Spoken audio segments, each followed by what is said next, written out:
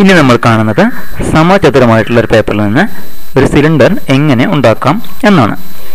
അതിനാദ്യമായിട്ട് നമ്മൾ സമചതുര പേപ്പർ എടുത്ത് ഇങ്ങനെ മൂന്നായിട്ട് ഇസഡിൻ്റെ ആകൃതിയിൽ മടക്കുന്നു. വീണ്ടും തിരിച്ച് 8 സമഭാഗങ്ങളായിട്ട് മടക്കുന്നു.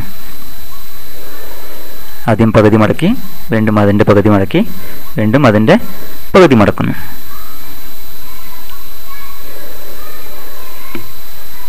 അങ്ങനെ 8 ഭാഗങ്ങൾ.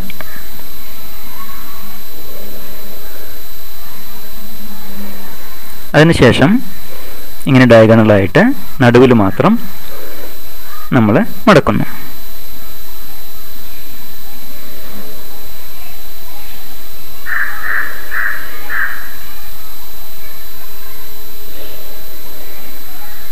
മടക്കിക്കഴിഞ്ഞാൽ നമ്മളുടെ ജോലി കഴിഞ്ഞു.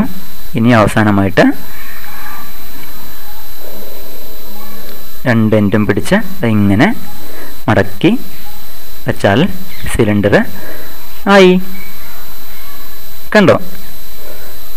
പശയൊന്നും തേക്കാതെ നല്ല ഒരു ഉഗ്രൻ സിലിണ്ടർ.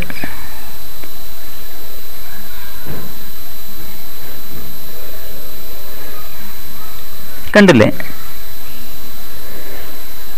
പശ തേച്ചൊട്ടിച്ചാലും കുഴപ്പമില്ല.